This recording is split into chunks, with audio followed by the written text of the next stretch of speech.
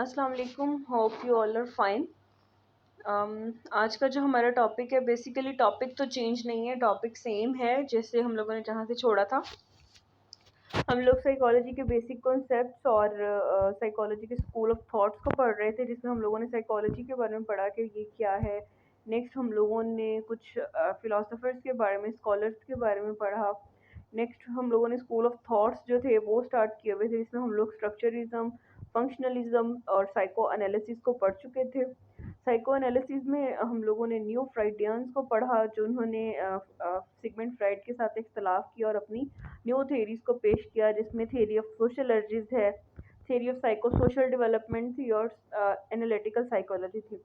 उसमें इंट्रोवर्ट और एक्सोवर्ट के बारे में हम लोगों ने पढ़ा। नेक्स्ट हम लोग अब स्टार्ट करने लगे। नेक्स्ट स्कूल ऑफ थॉट जो है वो है बिहेवियरिज्म। इन्होंने reject consciousness and unconsciousness mind, इन्होंने कॉन्शियस और अनकॉन्शियस माइंड को रिजेक्ट किया because these are covert. Covert का मतलब हिडन है, क्योंकि ये हिडन कॉन्सेप्ट्स हैं, हिडन एस्पेक्ट्स हैं and can not be prove scientifically. इनको साइंटिफिकली प्रूफ नहीं किया जा सकता कॉन्शियस और अनकॉन्शियस माइंड को।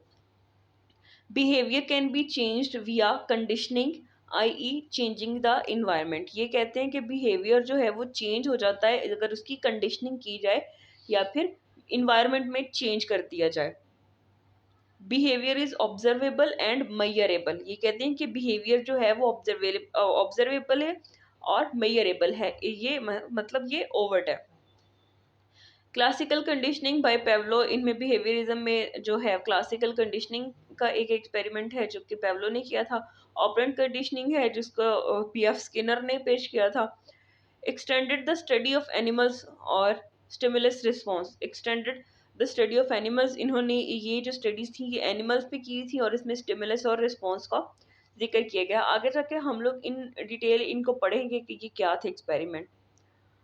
Watson therefore claimed, give me a dozen of healthy infants। Watson ने ये क्लेम किया था कि give me dozen of healthy infants, कि मुझे एक डजन या कुछ भी हेल्दी बच्चे इन्फेंट्स दे दें। I guarantee to take anyone at random. कहते हैं कि ये मैं गारंटी लेता हूँ कि वो कोई भी हो सकते हैं, मतलब वो सिलेक्टिव नहीं होंगे, कोई भी random.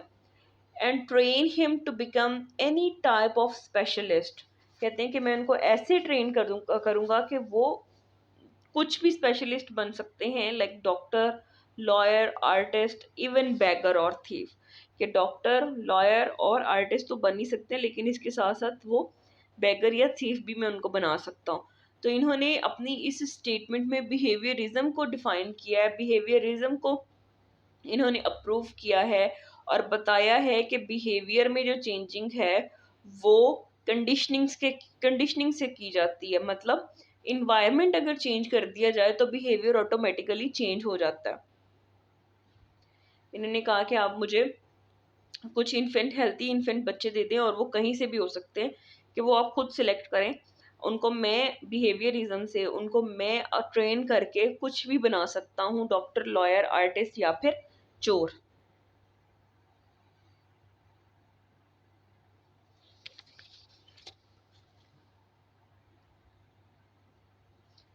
Next is humanism. Humanism school of thought को पढ़ने लगे हैं। वी आर नॉट विक्टिम और slaves of sophisticated machines. Humanism वालों ने कहा कि वी आर नॉट विक्टिम और स्लेव, हम लोग कोई विक्टिम नहीं है, ना ही स्लेव हैं, ऑफ सोफिस्टिकेटेड मशीन्स। उन्होंने सोफिस्टिकेटेड मशीन्स कहा था यहाँ पे बिहेवियरिज्म को, मतलब ये बिहेवियरिज्म के अपोज्ड में थी। और इड ईगो किनका था? कॉन्शियस और अनकॉन्शियसनेस, जिस पे बात की थी साइको एनालिसिस ने, और फंक्शनलिज्म ने और स्ट्रक्चरिज्म ने बात की थी। इन्होंने इन सबको अपोज किया है। इससे पहले वाले जो सारे स्कूल ऑफ थॉट थे इन्होंने उसको अपोज किया और कहा कि हम लोग सोफिस्टिकेटेड मशीन्स नहीं हैं। Humans being are capable of adopting themselves to their environment. ये कहते हैं कि ह्यूमन बींग्स जो हैं वो कैपेबल होते हैं कि वो अपने आप को अपनी इन्वायरमेंट में अडॉप्ट कर सकें। We are free to choose any course of action and goals. कहते हैं कि हम लोग फ्री हैं अपने कोर्स ऑफ एक्शन को या गोल्स को चूज करने के लिए। Our goals may vary from satisfaction of simple needs और अटेन ऑफ सेल्फ एक्चुअलाइजेशन। ये कहते हैं कि ये हो सकता है कि सिंपल नीड्स से शुरू हो और जाके सेल्फ एक्चुअलाइजेशन पे ख़त्म हो। सेल्फ एक्चुअलाइजेशन बिल्कुल हाईएस्ट और पीक की जो अटेनमेंट है वो है ह्यूमनिज्म में। थियरी ऑफ मैस्लो जो है, इस हायरार्की ऑफ नीड्स जो है, मैस्लो की जो थियरी है, इसमें इसमें बात की गई है सेल्फ एक्चुअलाइजेशन की। Man has freedom, free will, choice, search of unique goals and give personal meanings to existence. ये कहते हैं कि इंसान जो है वो फ्री है, उसकी जो चॉइस है वो खुद से कर सकता है कि वो अपने गोल्स को खुद से अचीव कर सकता है। मेस्लो ने इसको प्रूव करने के लिए अपनी जो थ्योरी थी वो पेश की थी, जिसका नाम है हायरार्की ऑफ नीड्स। इसको भी हम लोग इन डिटेल पढ़ेंगे इंशाल्लाह, और आपके जो कॉन्सेप्ट है वो क्लियर हो जाएंगे। लेकिन यहाँ तक की जो बातें हैं वो ये हैं कि ह्यूमनिज्म ने इससे पहले वाले तमाम स्कूल ऑफ थॉट्स को अपोज किया। इसने कहा कि हम लोग कोई सोफिस्टिकेटेड मशीनें नहीं है या स्लेव्स नहीं है। इसने बिहेवियरिज्म को अपोज किया, इसने स्ट्रक्चरिज्म को अपोज किया, फंक्शनलिज्म को अपोज किया, साइको एनालिसिस को अपोज किया, क्योंकि इन सब में कॉन्शियस अनकॉन्शियसनेस का जिक्र किया गया था, और बिहेवियरिज्म में रिस्पॉन्स और स्टिमुलस का जिक्र किया गया था। तो इसने इन सबको अपोज किया, कहा कि ह्यूमन बीइंग जो हैं वो खुद इतने कैपेबल होते हैं कि वो अपनी चॉइस अपनी फ्री विल के थ्रू कर सके और अपनी एग्जिस्टेंस को मेंटेन कर सके, उनको पर्सनल मीनिंग दे सके।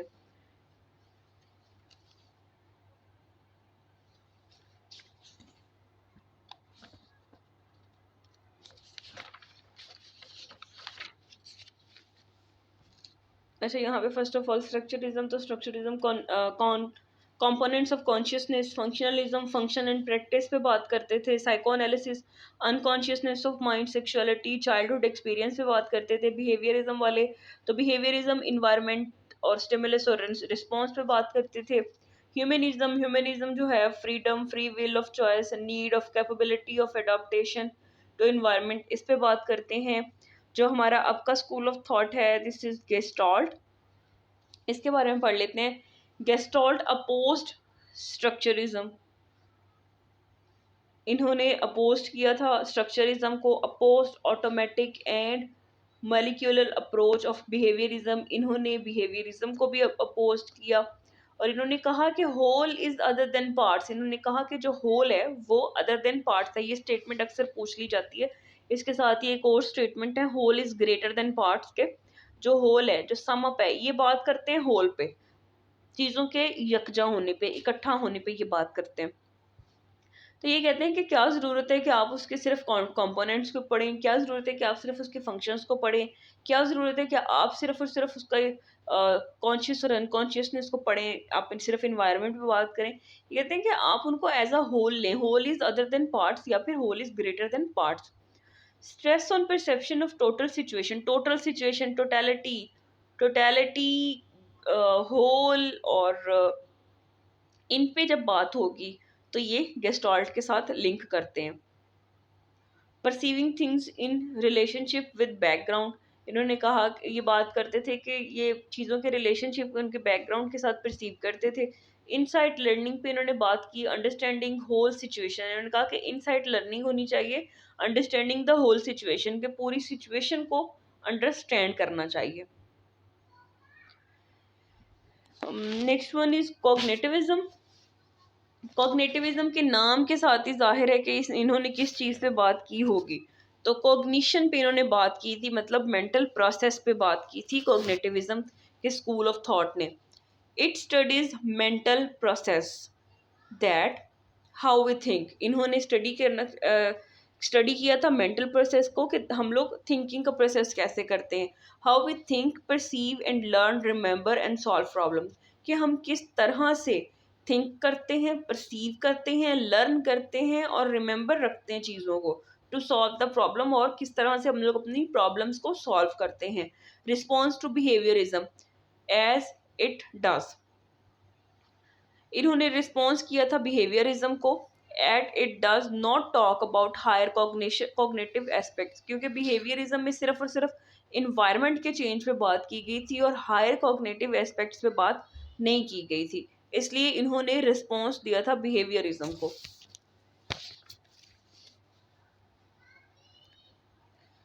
नेक्स्ट मैंने एक पेज के ऊपर इनके बारे में थोड़ा वो लिख दिया हुआ है, आपको आपके की पॉइंट्स एक तरह से बना दिए हुए हैं कि आपको चीज़ें याद रहें। स्ट्रक्चरिज्म जो है ये हमेशा concept of components of consciousness पे बात करता है या फिर स्ट्रक्चर ऑफ माइंड पे बात करता है। जहाँ पर भी स्ट्रक्चर ऑफ माइंड का जिक्र होगा, कंपोनेंट्स ऑफ कॉन्शियसनेस का जिक्र होगा, वो स्ट्रक्चरिज्म होगा। और फंक्शनलिज्म फंक्शन और एंड प्रैक्टिस ऑफ माइंड पे बात करता है। जहाँ पर भी function of mind, practice of mind की बात होगी, वो फंक्शनलिज्म के साथ बिलोंग करता है। Next one is psycho analysis. तो साइको एनालिसिस जो है ये अनकॉन्शियसनेस ऑफ माइंड पे बात करते हैं, सेक्सुअलिटी पे बात करते हैं, चाइल्डहुड एक्सपीरियंसेस पे बात करते हैं।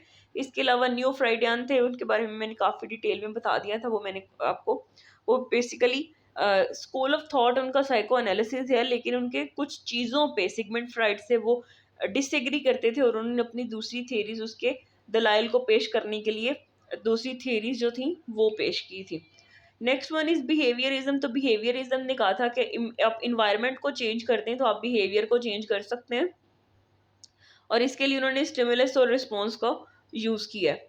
ह्यूमनिज्म वालों ने कहा था कि जो ह्यूमन है वो फ्रीडम है, उनकी फ्री विल और चॉइस पे need of capability of adoption पे बात की थी उन्होंने, कि ह्यूमन जो है वो इतने कैपेबल होते हैं कि वो इन्वायरमेंट के हिसाब से एडॉप्टेशन कर सके। गेस्टॉल्ट जो है ये होल पे बात करते हैं, टोटलिटी पे बात करते हैं, इनसाइड लर्निंग मतलब लर्निंग अंडरस्टैंडिंग द सिचुएशन पे बात करते हैं, और कॉन्फ़िगरेशन पे बात करते हैं। कोग्निटिविज्म की अगर बात की जाए तो cognitivism focus on mental process, ये मेंटल प्रोसेस पे बात करते हैं कि हाउ हाउ वी थिंक और how we solve our problems, ये जो हैं ये हायर थिंकिंग कैपेबिलिटीज़ हैं। Yes, focus on mental process, how we learn, perceive, remember, imagination पे बात करते हैं और थिंकिंग पे बात करते हैं, और ये हायर थिंकिंग स्किल्स हैं cognitivism. Hope you understand the topic. और जो जितना भी हम लोगों ने अब तक पढ़ा है, हम लोगों ने अब तक साइकोलॉजी के 2 पार्ट्स जो हैं उनको रीड किया है, उनको हम लोगों ने पढ़ा है, उनको अंडरस्टैंड करने की कोशिश की है। यहाँ तक आपके कोई क्वेश्चन हो तो आप पूछ सकते हैं, क्योंकि अब तक हम लोगों ने साइकोलॉजी के बेसिक कॉन्सेप्ट को पढ़ा है कि साइकोलॉजी बेसिकली है क्या। उसके बाद हम लोगों ने स्कूल ऑफ थॉट को पढ़ा है, आगे हम लोगों ने आगे इसकी थीरीज जो हैं वो स्टार्ट करनी है। तो यहाँ तक आपके जो भी क्वेश्चन है मुझसे पूछ लें, ताकि आपको नेक्स्ट आने वाले टॉपिक में कोई भी प्रॉब्लम पेश ना आए। ओके जी, अल्लाह हाफिज़।